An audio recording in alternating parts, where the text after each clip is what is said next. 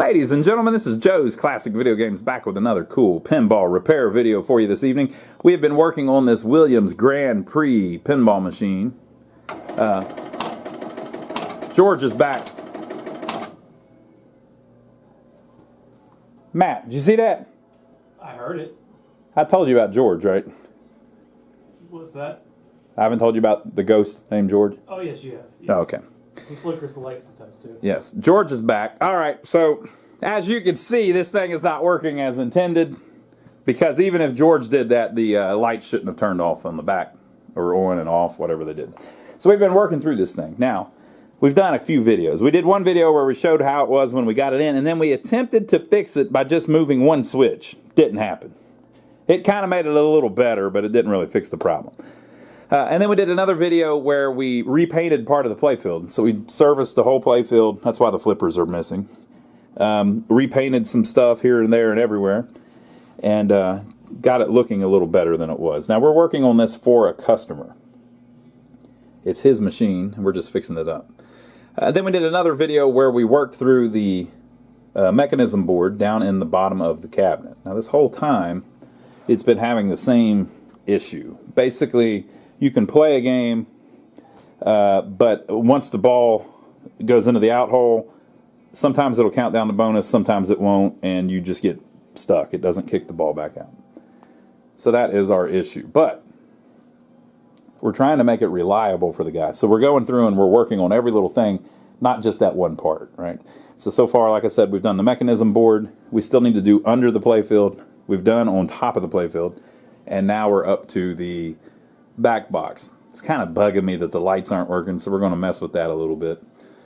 So I'm going to pull it out from the wall. We'll look in the back of it a little bit, and then we'll start servicing that. So if you've got a Williams pinball machine, an electromechanical, it doesn't have to be a Grand Prix. If you have a Williams anywhere near the time this one was built, everything we do will apply and be about the same on your machine. So hopefully it'll help people all around the world get their pinball machines back in working order.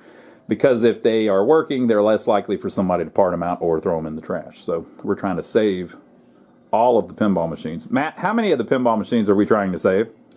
I would say all of them. All of the pinball machines, okay? But I can't do it all myself, people. You're going to have to watch these videos and then fix your own. You can do it. If I can do it, believe me, you can do it. Matt, if I can do it, who can do it? Pretty much anybody. Anybody can do it, okay? So I'm going to slide this out from the wall. Let's look in the back box.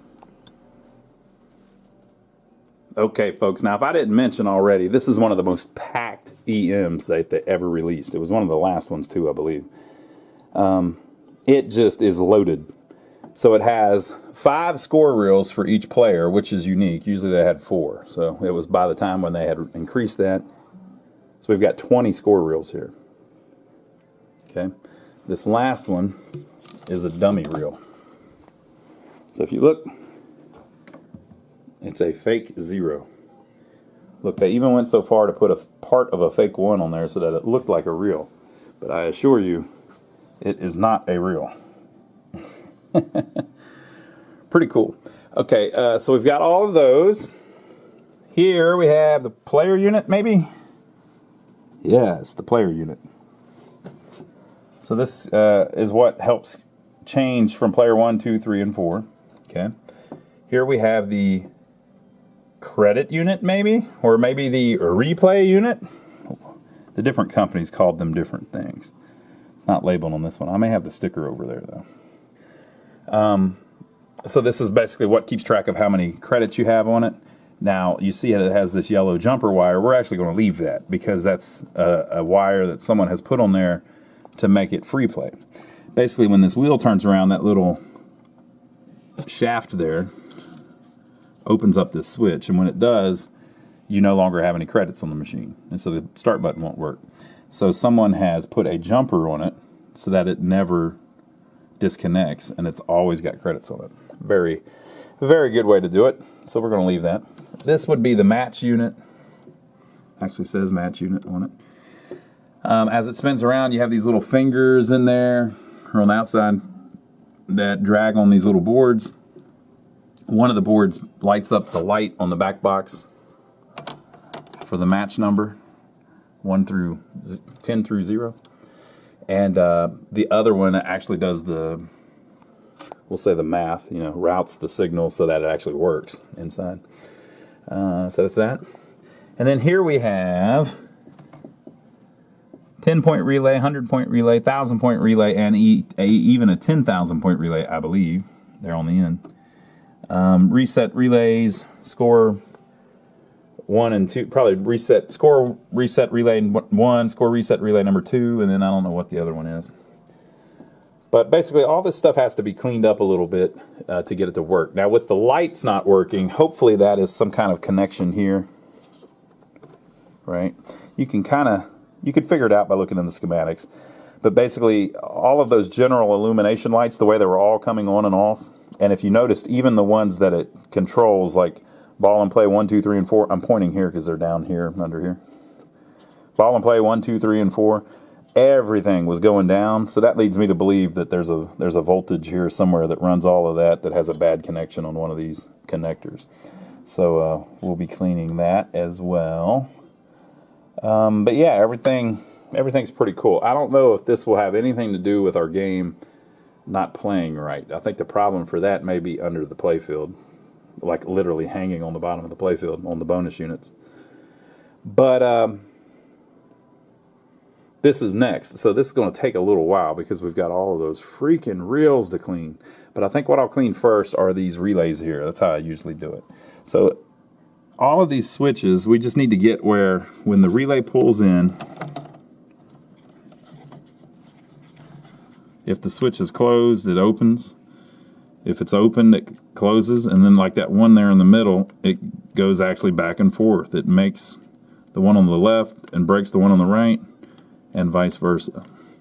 So we just need to make sure that they're all opening and closing as they should, and clean all of the contacts. I clean them with a little flat file that's fairly non-aggressive. All right. You got to be careful that you don't bend the heck out of the contacts, and you don't want to go crazy and like saw them all apart and make the face of them all ate up. You're just trying to clean them basically and get a little bit of the oxidation and rust even in some places. And I guess it's not rust because that one can't rust, but it's all gunked up. You're trying to get it nice and shiny again. So we're going to go through and clean all those. If I see any that are way off, I'll let you know. Now remember how the chime, I don't know if you saw that on this video or the previous one I think, one of the chimes wasn't working that great. So it's going to be one of these switches. It may even be, I spy with my little eye, that one on the left there. Look how far gapped open that is. But it does appear to be touching. So it might be that one. Well, anyway, one of these switches is going to be a little too far apart or a little too dirty so that whenever it pulls in, it doesn't always ring the chime. But I'm trying to mainly get our lights working back, so that will be on these whenever we get to them. So let me clean these up, see if I see anything weird going on. If I do, I will film it for you. Okay, folks, so everything seemed cool, but I cleaned it all. And now we're on to the Jones plugs like I was talking about. We have this one that's broken, but if you look, it's a clean break. So it doesn't really matter because the posts are still attached to their wires and can still go in the thing. You can fix this by putting something on it to sturdy it up, or you could replace it, but you'd have to replace it with like a used one or make another one. But when you've got a clean break like this, there's really no reason. You just put it back. But we do need to clean up these posts so that it's making good contact. You can see how gray it is because it's just oxidized. So we're going to clean those three next. Now what we've been cleaning them with lately, we have a miracle product. Somebody sent us this. It's some kind of little stone thing. It's kind of foam, stone-ish. And it's for cleaning up knives, cleaning rust stains off of knives, but it works great on this stuff. You just kind of, it's basically abrasive. So it's kind of like sandpaper, but it's pretty mild. But since it's in the form of a stone, you can clean stuff up pretty well with it. So the guy sent it to us, but I don't know what it's called because it's written in Japanese. I think I may even have it upside down. I think it goes like that. So I looked and looked and I finally found it, and I put them on my website. So there's a link to them on my website if you want to buy any. It's on lionsarcade.com. Go check it out. Now, if you buy anything like this or anything else, like if you go to Amazon, these are on Amazon.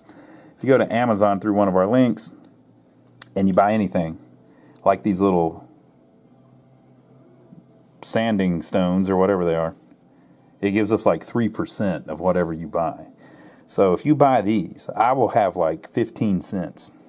Boy, I'm getting rich. But if while you're there you buy a Ferrari, I get 3% of your Ferrari too. So that works out pretty good. So we appreciate everybody that's been doing that. But yeah, you might want to try these. I don't know. Sandpaper works too, though. We usually do it with like light sandpaper, like 220 grit or higher. But I'm going to clean those up and put them back in. And then I think I may go ahead and turn it back on just to see if that fixed the lights. If it didn't, it's probably something down on the score motor. But you can bet by the end of this video, we're going to fix those lights. Got them cleaned up and reinstalled. You can also use a bore brush for the female part of it to clean a cordless hole puncher. They use them to clean cordless hole puncher bores. You can use that bore brush to clean the female part of that. Okay, let's see if that fixed the lights, or if it's a contact on the game over relay, or it would probably be on the score motor or something. Well, voila!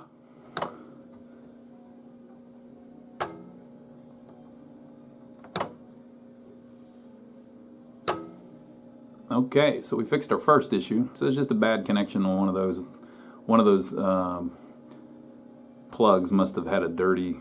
I mean, they were all dirty, but one of them must have been dirty enough that it was hindering the light bulbs from making good contact. Much better. All right, so next up, it's score real time, people. You know what that means? That's my least favorite part to do. So we got to take out all the score reels one by one and clean them. Make sure that the switches open when they should and close when they should, and all of that good stuff. So we got to take all these out and clean them. They have different ways that they're removed.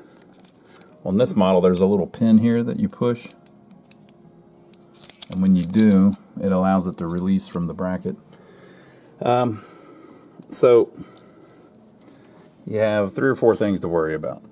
So you got to get these switches right, which allow it to reset and score properly.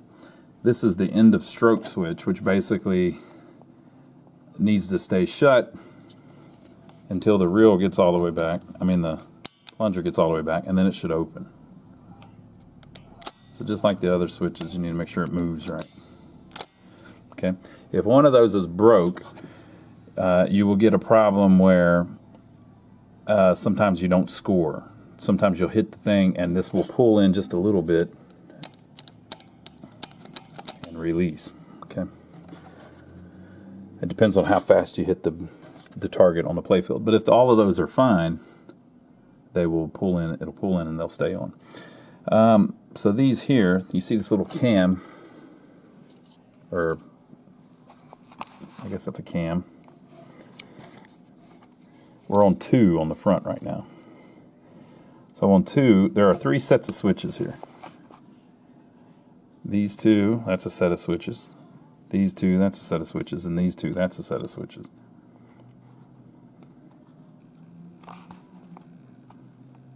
Looks a little better. So that's a set, and that's a set. So as the thing pulls in, we're on 2 right now.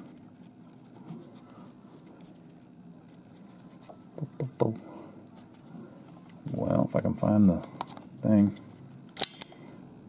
3, 4, 5, 6, 7, 8. Now see, the top 2 sets are closed and the bottom one is open. When you get to 9, it closes the bottom one. So now all 3 sets are closed. And when you get to 0, it opens all 3 sets. So one set is used let's say this is on 1. Okay, the reset relay in the bottom comes on and tells the score reset relays to pull in and start resetting these. And so they are wired through one of these switches. So as it goes, you can actually tell which one. They're wired through, let's see here. It's a black and yellow wire. It's the middle one. They're wired through the middle one. So as long as that middle one is closed, when the score reset relay pulses, it'll head through that switch to this and pull this in. And this will keep clacking around. You'll see it here shortly. And it'll eventually get to 0, and then the middle one opens. Well, now the score reset relay will keep doing its thing, but since that middle switch is open, this no longer moves. And so it just reset this to 0. And it does it with all of them. Okay, so once they're all open, none of them are moving anymore. They're all back to 0, and they stay there if you've got these adjusted right. Okay, and then there's this one on the top that also opens. So the way it works is the reset relay down on the bottom has about 10 different things that can power it. So like the coin relay, whenever you start the game or whatever, it turns on the reset relay. Okay, and that reset relay will hold on as long as something is still powering it once it's on, right? So one of the things that can power it is any of these that are not on 0. So if this switch is closed on any of these, it will hold the reset relay down on the bottom of the cabinet on. If the reset relay is on, as the score motor turns around, it turns on the score reset relays, right? So basically, a typical way that it'll start up is like this. The reset relay comes on, it turns on the 2 score reset relays. And they start clacking away, clack, clack, clack, clack, and turning all these back to 0. Okay? And then at the same time, the reset relay is also resetting the ball count unit, maybe the player unit here, the whatever, taking a credit off this or something, whatever the reset relay does, right? And it's waiting, maybe it resets the bonus units. So all of these get back to 0, and that top switch opens. So what that means is the reset relay is no longer being held on by any of the score reels. They're all back to 0. But let's say there's this one that's hung a little bit and it's stuck and it's trying to get back to 0 and it's not, so that's still closed, right? Well, the reset relay will stay in and will keep trying to reset everything. And maybe the bonus unit on the playfield, on this one there's actually 2 bonus units, but maybe they all reset back to 0 and they have a switch that opens. So that switch opens up on those. So the bonus relays have reset. They are no longer holding the reset relay in. And maybe this went back to 0 and it's reset. See the little switch there? Likely holding on. Yeah, so that's one. That's how it steps up. But when it resets, it opens that switch. One of those switches is going to be holding the reset relay on. And so it's reset, and the bonus units have reset, and everything has reset that can hold, that the reset relay is trying to reset, except for there's still one score reel that hasn't. So this will keep working, and the score reset relays will keep doing their thing, and eventually it'll get it back to 0, and this opens. Well, when this opens, the next time the score motor turns around, this isn't holding it on. None of these are holding it on. The ball count unit isn't holding it on. The 2 bonus units aren't holding it on. So the reset relay has nothing to power it. So whenever the score motor gets all the way back around to 0, it kills the reset relay. So when the reset relay goes back the other way, it goes farther through the beginning sequence. So maybe it turns on the out hole relay and kicks the ball out or whatever it does, right? So it's one of the switches turns off this coil, and one of the switches turns off the reset relay in the bottom. Notice that switch does not turn off the score reel resets. They didn't do it that way. They made it where it goes back farther. It turns off the reset relay, which is turning on the score reset relays. It's a very interesting way to do it. And then also, whenever you actually score, like points in the game, you score 100 points, or this would be 10 points. You score 10 points in the game, it doesn't run through these switches because it wants to be able to score this no matter where you are. So it's irrelevant where these are. So if you're at 0, all of these are open, but it still needs to be able to score. So it's just wired straight to the 10-point relay. So very, very cool. Cool design. But you got to clean all of these. So you got to get all those right, and you got to get the end of stroke switch right, and then you have to clean this board down here. So this board, if you look, there is a board on this one, which is the 10, and then there is a board on this one, which is the 10,000s, and then there's a board on this one, which is the 100,000s. Do I have that right? 1,000, 10,000, 100,000. Yeah. So why do only those three have them? These other two here don't have one. It's because they need the board so that they know exactly what is displayed on here, so that the match circuit will work. So if at the end of the game your score is 30, which would be a 3 on this and a 0 on the dummy reel, if your score is 30, it needs to know that. Well, it can't tell that by its normal, by this. All I can tell by this really is 0 or 9, you know, but you'd actually have to even add another switch to do that. So it needs to know if this is on 30. Well, it can tell because of this board. So they need the board there so that the match works. And they need the board here so that the high score works. Whenever you go over a certain score, you get a free game or a free ball. Now, the reason they have two of them is so that they can adjust the score that you win at, right? So it says point score adjustment. Plug in red wire for scores 110,000 to 200,000. Plug in blue wire for scores 210,000 to 300,000. Plug in yellow wire for scores 310,000 to 400,000. Blah, blah, blah, blah, blah. And see, they can run all the way up to a 900,000 point score and all the way down to a 110,000 point score. So they can literally set it where you win a free game at 150,000, and then you win another one at 320,000 and another one at 530,000. It's that versatile. But to be able to do that, they need to be able to tell what those first two numbers are. 530,000 or 350,000. They need to know that's a 3-5, right? Very, very clever. Very cool way of doing it. But if those little boards are filthy to where the contacts can't tell what number that it's on, which basically means electricity can't power through it, it won't work. So these are not really active parts or intelligent parts. Basically, it's just sending power out, and so let's say you win a free game at 320,000. So this needs to be on 3, this needs to be on 2. If this is on 2, so it's 220,000.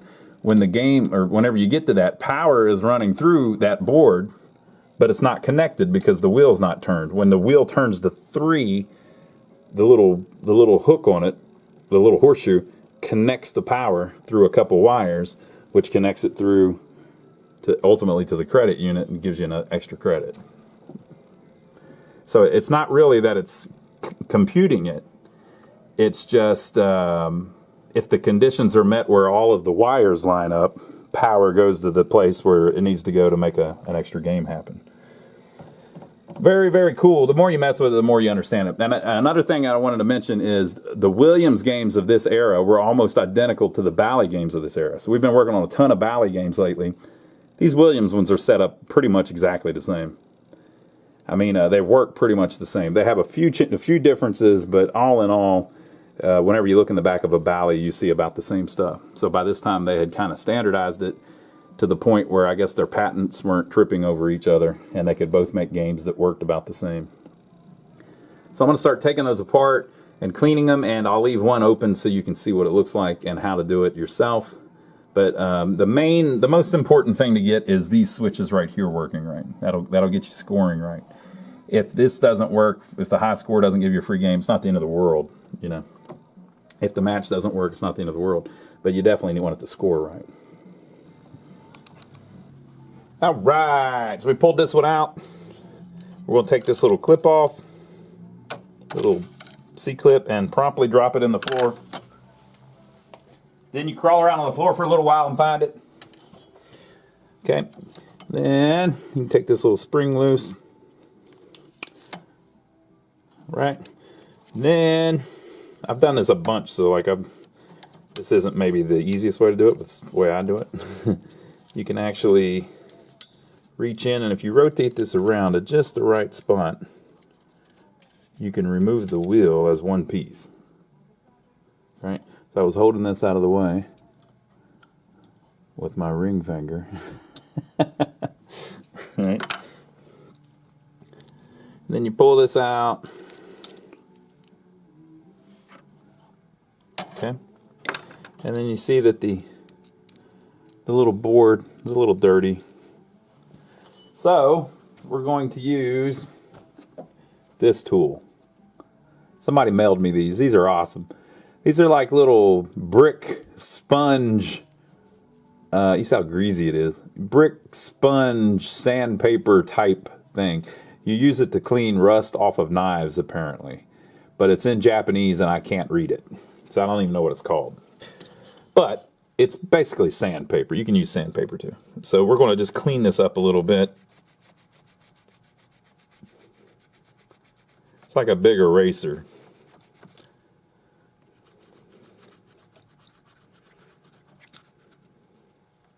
Right. So the more greasy it is, the bigger mess you make, but you can clean the grease off too if you want. However you want to do it, I'm sure would be better. This is how we do it. Now I get people on my other videos all the time when I am doing PCB repair telling me that after I do this, I need to put a conformal coating over the copper traces or else. Okay? Now, you see the copper traces here. Completely exposed for 45 years. No problems. Okay? But yet, if I do it on a PCB, major problems. Oh God, I'm an amateur. I should know better. I cannot believe that I don't cover those bare copper traces with something. Now, keep in mind, I'm no expert, so maybe I'm missing something. But here we have copper traces that are 45 years old, completely exposed. Come on, people. Come on, people. Maybe what you read in the book ain't necessarily so. Yeah, I said it. Deal with it. You're going to be all right. The little contacts here you want to clean. Now, these are so small and they're so easy to get to. You can literally clean them with your hand or something. You just want to get them nice and shiny, get whatever the gunk's off of there. But you can hit them with the little sponge thing, too. So if you want one of these little sponge things, you can get them on our website. We have a link to them on Amazon. Go to lionsarcade.com. We got a bunch of stuff like that on our website. If you buy anything off of those links, it takes you to Amazon, and it gives us 3% of everything you buy after you go to Amazon. Even if it's not that stuff, right? So speaking of that, we got this on there too. Dielectric grease. We're going to put a little bit of it on there. Check it out. A little dab will do you.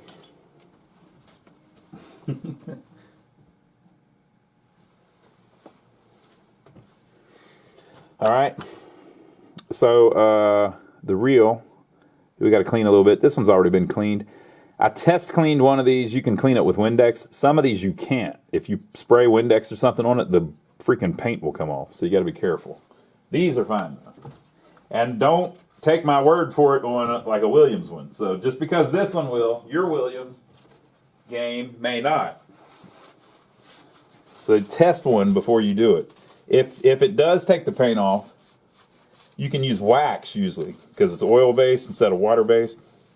So if you use wax, which is, basically oil, it'll clean it up. You can just wax the wheels and make them look really nice. So you don't have to go crazy. Looks a little better. Basically, keep in mind, all you ever see is like the little square around the number. You see like that much of it. So, I mean, you need this clean, and that's about it. Okay.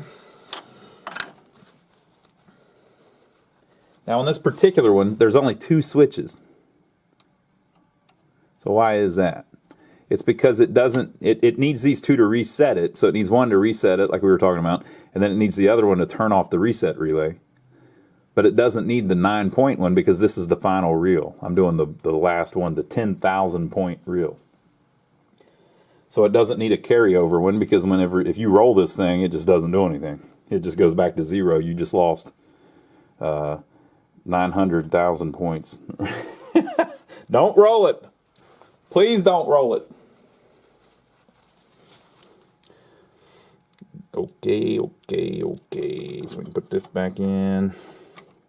Kind of slides in there like so.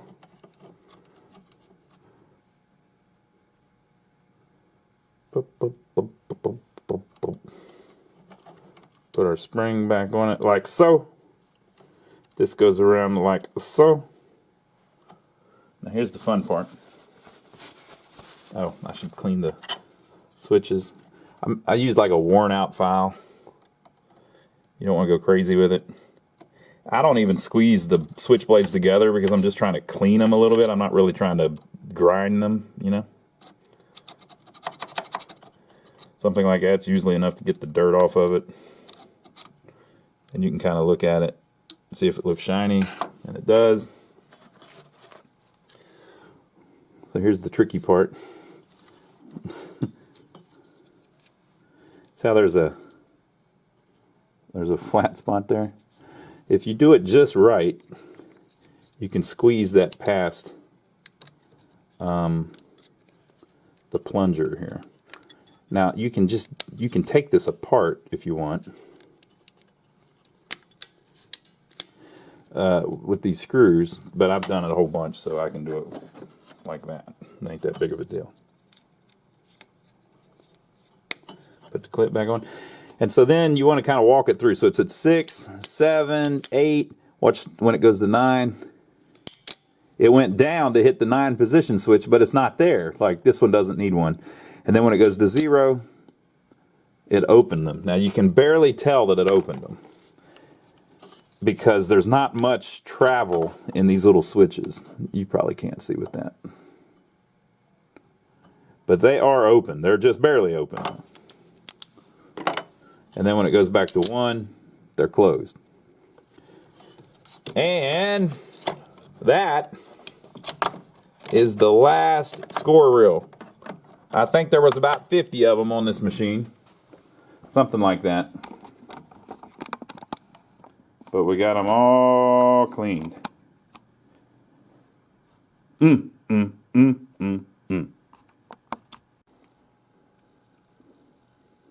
So we got all those knocked out. So next we're going to mess with this player unit. Okay. On this side there's a few switches here to clean. Same as before. Right? Look, we're a little sluggish. Finally, one that we're actually going to fix a little bit.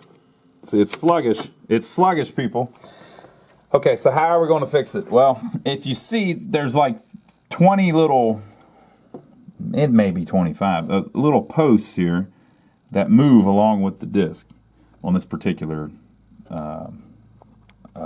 stepper unit, right? So that's creating all kinds of resistance. So if there's any kind of resistance there, one of those rivets, that'll do it. And then also, since it's a metal gear running through a metal bearing, we're going to oil it a little bit down in there. These ones with a coil on the top, the 2-step ones, it's a little harder to do because if that coil wasn't there, you could just pull this out a little bit and drip some oil down through the top and just drop it right on the thing and then push it back into the bearing. But with the coil in the way, you can't do that.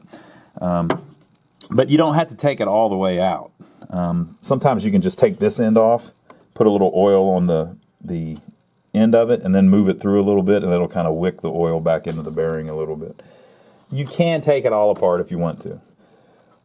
If you're doing it as a hobby, you probably got all the time in the world, and you won't mind doing that. But the main problem is you have to take these switches off, because this comes out and it has to go past where these switches are right now.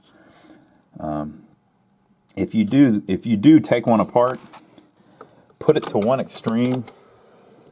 So we hit this to reset it. Okay, so it's all the way back. and then you have to take this spring off, this clock spring or whatever it is. And so you want to count how many revolutions it's on there. So that's 1, 2, it's about 2.5. That's how many licks it takes to get to the Tootsie Roll center of a Tootsie Pop. Okay, so with that off, you can take that out, but this is in the way, right? But what I'm going to do is I'm going to take this nut off, take this plate off, and clean everything. And I think I can just oil it from this side without taking the entire wheel out.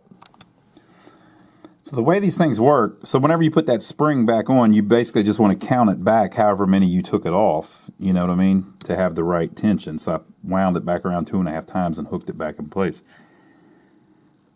There is these springs are battling each other. So the clock spring is to reset it, and then these are to pull the lever up to turn the gear. And again, whenever you've got one with this many of these little posts, you've got a lot of drag there, you know. It's got 25 points of contact on the thing that need to spin, and it's metal on metal.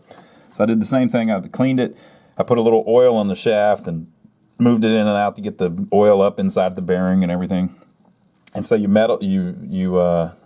oil it because it's metal on metal, right? Everything actually was pretty clean. And then I put the dielectric grease to help lubricate it a little bit. And then you've got to get the tension right between this and this. You can be tempted to make these springs shorter, but that's not, you shouldn't really have to do that. If the thing's clean and working good, you shouldn't have to change these springs. So this is the one that steps it up. Now if you do it slow, so I'm going to pull it in and then let go of it. Okay, so it moves one step. Now let me try another one. Look, it hung, right? But that's, and then I just moved it with my hand. So why is it hanging? It's because it's fighting this clock spring. You have to overcome the tension of the clock spring to get it to move that way. So the clock spring is going to make it reset. Right? So that was the clock spring rewinding it. But the thing is, if you do it slowly, so whenever you pull that in, this little lever falls over and it's engaged with the tooth on the gear. And then the spring there pulls it back up. And when it pulls it up, it turns the gear. Right? So when you do it slow, see it clicked into place. This spring isn't strong enough to overcome the clock spring. If I pull it out, it assists it a little bit, you know. So it will hang. If this spring was shorter, it would be stronger. But you don't really want to do that. The reason it's doing it right now is because I'm moving it slowly. That's not how the thing works. When this coil comes on, it doesn't slowly pull in, it violently pulls in, right? So watch. So this is step 1, step 2, step 3, step 4. It works perfect if you do it the way that it's actually designed to do it. It doesn't pull in slow, it pulls in really fast. And if it pulls in fast, it overcomes the clock spring enough to move it forward. So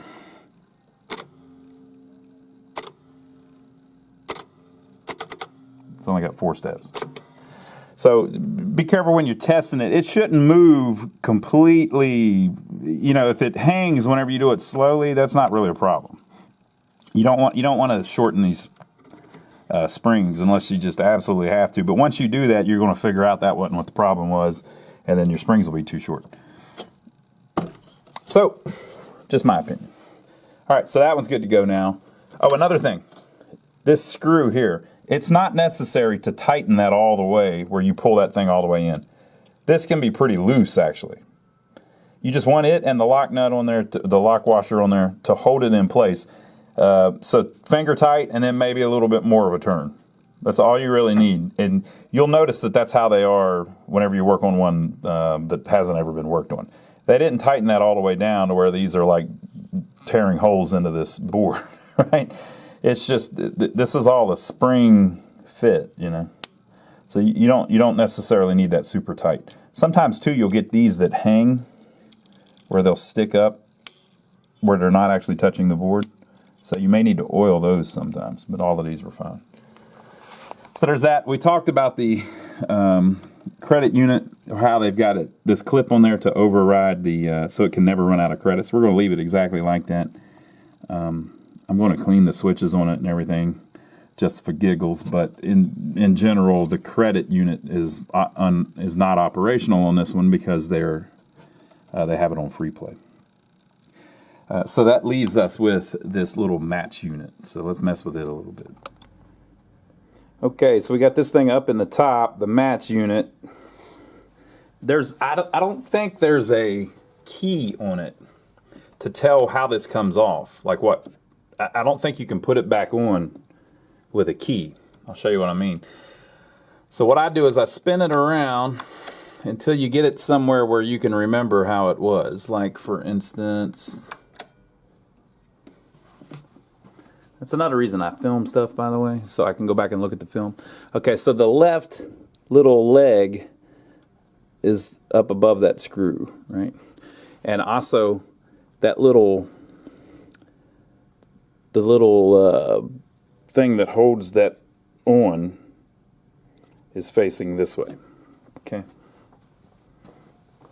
So I'm going to use a little pair of pliers, and I am positive we'll lose this thing.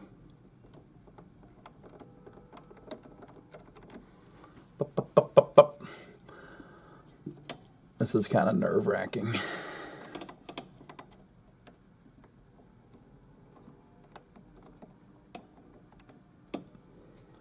So the reason that that's a thing is because they're not the same on both sides.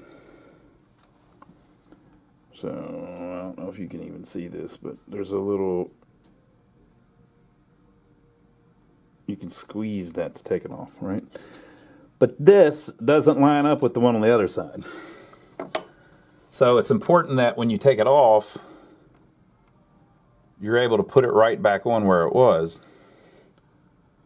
There is a square key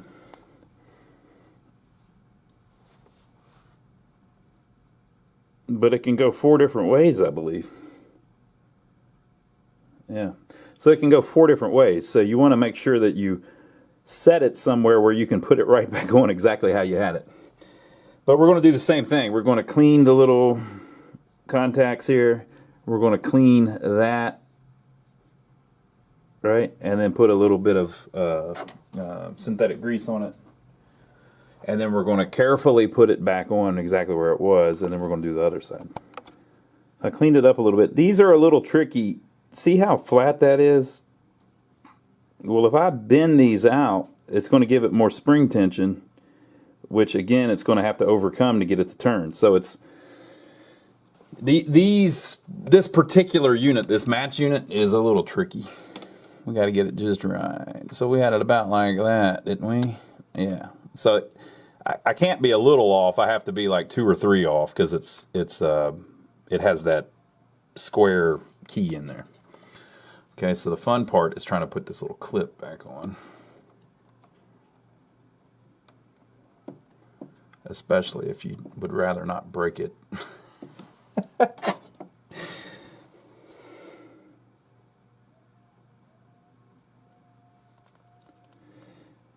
And it's spring-loaded, so if it pops loose, it pops across the room.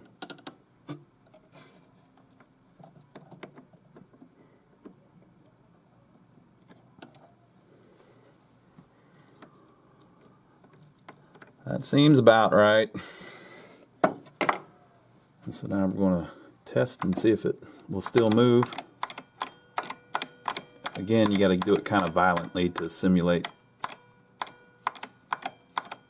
how it's going to do it.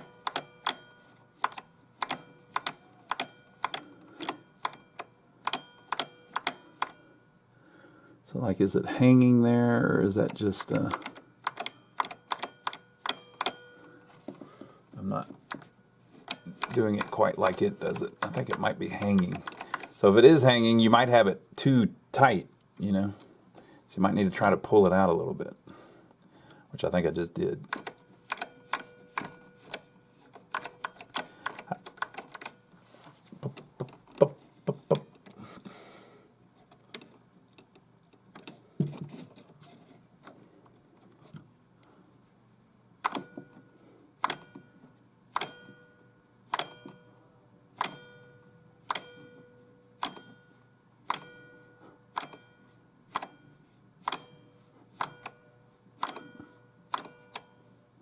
I don't know if it's hanging at that spot or if it's just how I'm doing it.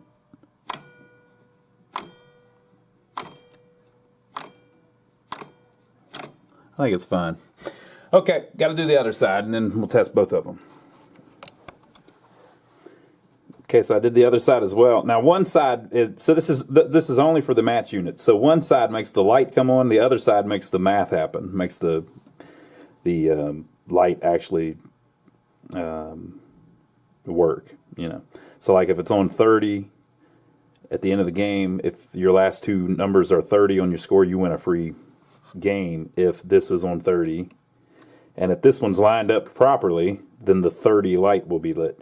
If I were to put that on wrong in the wrong spot, it would still all work, but like the light would say 20, and if you had 50, you would match or whatever, right? But now that I cleaned this side too and got them balanced, they seem to be working much better than they were with just the one side. That's a tricky little thing, though. It's really easy to get that sometimes where it's not acting right. So guess what? That's everything for the back box. But we got to move around to the front panel where the light bulbs are. So here is the back glass. There's a little bit of damage at the bottom, but someone has put tape on it, which is, that's fine. It's kind of like an old school way to do it. Operators used to do that a lot, actually. So that's going to hold the flaking little pieces of paint off of it. On it. And if you look, the rest of the glass is in perfect shape. There's no problems anywhere. So this one was probably stored well, but since the bottom is damaged, someone explained this to me just not too long ago, and it makes perfect sense. There's this little metal trim piece at the bottom of it that you use to lift it up out of the thing, and it's metal. So whenever you would spray Windex on the glass, the water, some of the Windex would go down into that little metal channel and then sit in there. Okay? And so basically this glass was sitting in water, depending on how often I cleaned it. And the water could leach back up into the paint and make it separate from the glass, which explains why the bottom's damaged but the top isn't. And it's pretty common. That happens on a bunch of them. So you see that a lot. So this glass doesn't really have an issue. It's just the bottom was damaged, probably because of that. So there's really nothing to repair. There's nothing up here to do. You could seal it. We've done that on a bunch of glasses where you paint triple thick on it. But I don't ever seal them if they're in nice shape. I just seal them if they have. But the purpose of the sealing isn't to keep it from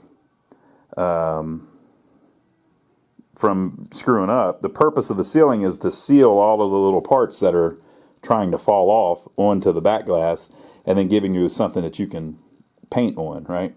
The original finish of it is better if you've got one that's in good original shape, you want to leave it. So I wouldn't seal like a new old stock glass that was really nice. I would never do that. But if you've got one that's damaged where the paint's falling off and stuff like that, or there's big chunks of it falling off like some of the Bally glasses did. One of these days I'll get a Bally glass that's just destroyed. Well, I've filmed a couple of them, but sometimes you'll get a Bally glass from around this time, the mid-70s, late 70s, where big chunks of it will peel right off of it. There'll be like a big piece missing out of the middle of it. It's just the way they were printing the glasses at the time. In a situation like that, yeah, you triple thick it and then lay that thing down flat to get it back down flat, and it'll keep it on there. But on a nice glass like this that doesn't have any damage, there's no reason to triple thick it. If you're going to take care of it from now on, it'll just stay how it is. So I don't anticipate that this will get any worse. So the tape, though, was used to hold the little pieces on, which that works fine. The only problem is whenever the tape gets old, the tape might fall off with the paint on it. If you were to paint it, the paint would never fall off, But this tape, whenever it gets 30 years old, you may get a situation where the adhesive on the tape deteriorates and the tape falls off with the paint on it. That probably won't happen, but I've seen it on glasses that were taped like in the 80s where that happened. But they were probably stored, The whole thing with all these machines that are all beat up is somebody took them and put them in a barn. and then the heat and the cold got to them for 25 years, and that's why they're in really bad shape. This one's fixed, working. We even talked with the customers. This isn't going in their barn. This is going in their house. So it's going to be in an air-conditioned space. So that tape probably won't deteriorate at all in that kind of an environment. But I have had them before where an operator put tape on the back of the glass for this purpose, and the tape had fallen off and was all screwed up. But again, it's probably because they stored it in an unheated building and it just deteriorated. Okay, so on the front, there's not too much to do except replace light bulbs, but I think they've already done that. Remember, this one had LEDs on the playfield and stuff. And they all look new, but we've got this problem with the dummy reel. So at the end, there is a fake reel with a piece of paper on it with a 1, 0, and a 9, so it looks just like the reel, right? They often got the spacing wrong, too, which is weird. So see how the spacing's off? It's too far over to the right. It's just how they did it. They didn't always get it right. You can buy these replacement stickers. I'm going to see if maybe I can just print some. I think I've got some sticker paper. Maybe. I'll see. And you can print new ones, or you can go in with a magic marker like they've done here and just re-ink it in. But it needs a little something. That ain't going to look right. So let me see what I can accomplish here. Looks pretty good. They're not yellow like the other ones, but again, you're only going to see a little portion of it, so most of it will be hid. If you go to this gentleman's website, he has copies of these, and then also most of the instruction cards. Incognito. He's got like all of the paperwork stuff. If you need any of the paperwork stuff, he's got scans of pretty much all of it. And if you like his work, please send him a donation via PayPal.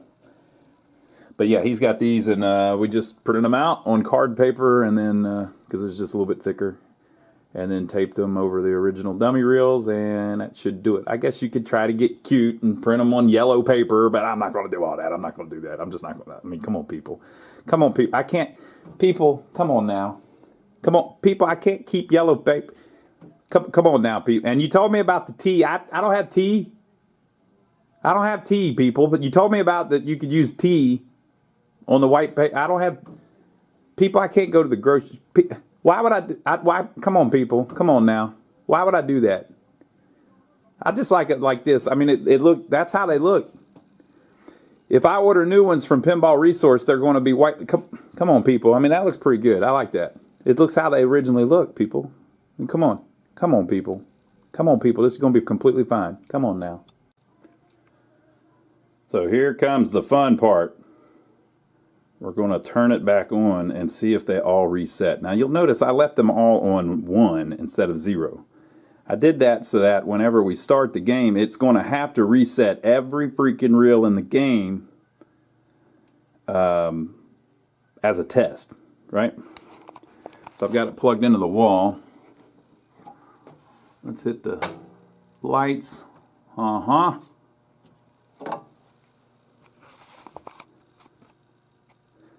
a beautiful back glass. Okay, so we're going to hit it. Now, surely they're not all going to reset properly. Surely I missed one of them. One or two of them is going to probably hang, people. So don't get upset. It's no big deal. It's going to be all right. All but one. That's pretty good. This one wants to trip. So why is it tripping? It could be the switch over here isn't actually connecting all the way to send the power over. Or it could be that the switch on the top isn't connected, that the power runs through. You know, so the switch stays closed until it gets back to 0. So either way, we're going to do it by hand for now. And then it caught. Okay, so the last time it went and did it. So it's probably that switch on here. So I'm going to write that down so that whenever we do our troubleshooting video, I'll go back and check that one out a little bit more. So it's the 10,000s reel on player 3. Okay, so it kicked the ball back out. But as before, I honestly don't believe any of that stuff that we did is going to fix anything. I mean, it may have fixed other things we didn't know about, but the problem with it, the ball not coming out after one of the balls, I think it's still there, because why are we at 10,000 points? You know, that's probably not right. So our next video is going to be under the playfield, which is where I think the problem is going to be. Notice we still don't have our flippers on.